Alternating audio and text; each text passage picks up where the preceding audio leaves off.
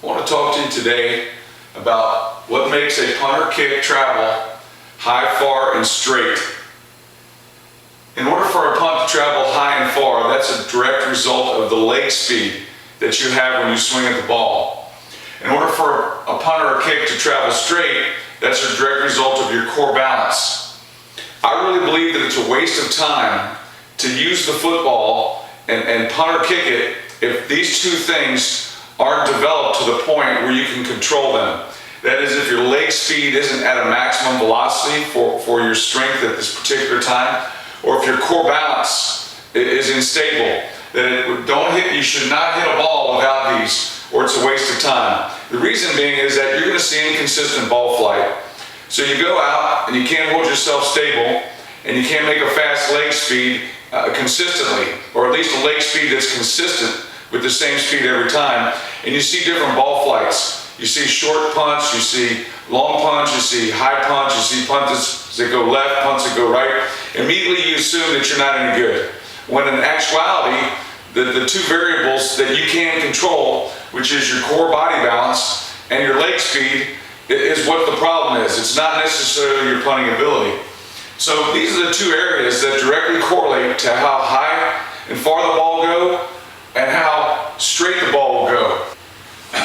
The first must that you must do is you have to control your body to control ball flight. A body that's out of control will produce swings that are different, and those different swings will produce different results. So you have to control your body if you want to control the flight of the ball.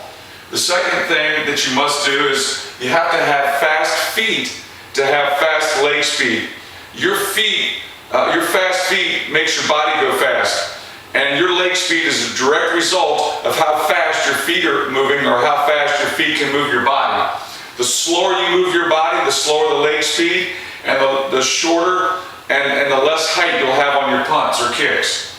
The third thing is you have to train the specific movement, whether it's punting or kicking, and you have to do that without the ball. The reason you have to do it without the ball is too often we look at the ball as a barometer of how good we are at the skill. And that if it goes high and far, we think we're good. Or if you kick a 50-yard field goal and you make it, you think you're good. When in actuality, all that means is you made that one kick. In order to get rid of the ball flight as our primary source of feedback, we need to understand the technical application of what makes us a consistent ball striker, and more importantly, what makes us to be able to swing at a ball consistently, because that is what will determine the level of ability that you'll be able to achieve, and that is being able to make consistent swings over and over and over again. The result will be punts that go and kicks that go high and far and are accurate. Okay? So those three things, controlling your body, having fast feet, and training the specific punting and kicking movement without the ball, allow you to develop the leg speed and the core balance that you need to make the ball go high, far, and straight. There's things we want to avoid in our effort to make the ball go high, far, and straight, and that is we want to avoid throwing our body at the ball. And what this means is typically you'll see inexperienced punters and kickers that cover a lot of ground in order to punt or kick the ball. Inexperienced kicker would typically cover about 4 yards, and an inexperienced punter would cover 5 or more yards to punt the ball. This is because they're trying to generate body speed by covering a lot of distance, because they don't trust their hips, their thighs, and their glutes to pick their feet up and down and go fast like a sprinter would to generate body speed, which would transfer to leg speed. So when you watch a young punter or kicker and they're covering this great amount of distance, the first thing you need to teach them to do is pick their feet up and down as they approach the ball so that they can generate foot speed, which will translate to body speed and consequently leg speed when they swing at the ball. So we want to avoid throwing our body at the ball and covering a lot of distance to get to the ball to punt or kick it. The second thing is we want to hold our upper body really stable. We don't want to tilt it forward or backward as we approach the ball to punt or kick it. Doing so and tilting it left or right also, it allows our body to be off balance, which directly affects our leg swing path. So the leg swing path is affected by the amount of distance that we cover and by the tilt of our upper body as we go to approach the ball to swing at the ball. Any tilt, forward or backward, left or right of the body, causes inconsistent leg swings.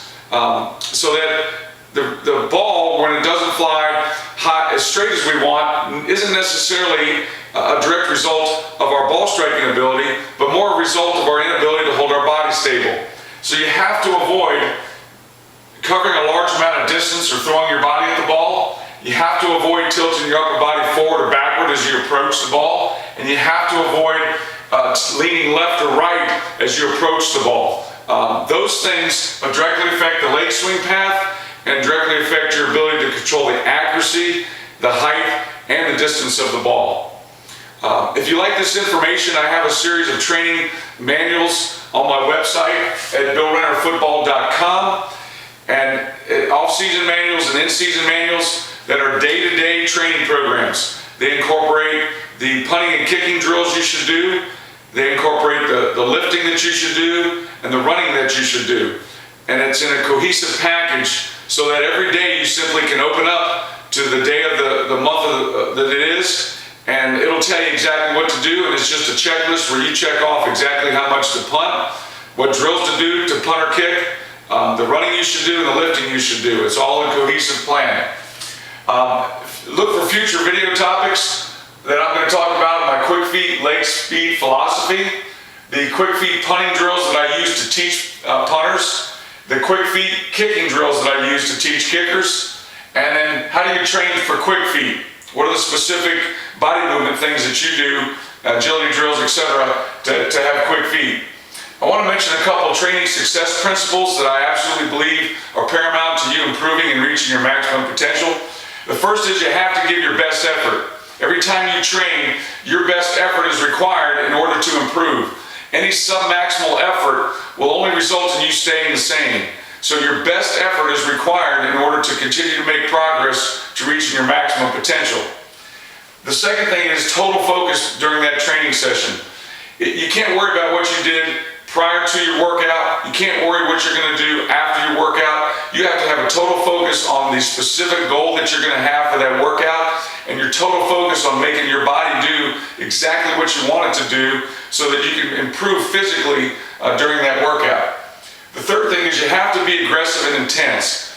You can't have unspecific goals for each workout. You can't hope that you get better during that workout, after the workout. You set specific goals, specific skills and objectives that you want to attain during that workout, and you make yourself obtain those drills, those goals, doing those drills. The fourth thing is total confidence. You can't waver in your confidence of what you think you're capable of doing from punt to punt or kick to kick or rep to rep. You have to believe that that bad punt or kick can give you as much information about how to be better as the good one. Too often when we train, we always look at the good things that we did during the training instead of the bad things. But it's the bad reps that will enable you to reach your full potential if you take an evaluation period after you've done that bad rep. So giving your best effort, being totally focused, being aggressive and intense, and doing every rep with total confidence and not wavering in your confidence in yourself is very paramount to your training. In summation of that, there's a simple little saying that I subscribe to when I train people, and that is you have to do it right, you have to do it with intensity, or if either one of those isn't in place, then you need to do it again. So every repetition needs to be with the right technique. It needs to be with the right intensity, that is your maximal effort and your total focus, or you have to do it again because you didn't get better. Hopefully you've learned something from our talk today on what makes the ball go high, far, straight. If you enjoyed it, please visit my website at BillRennerFootball.com, and you'll find other informative information that help you can be your best.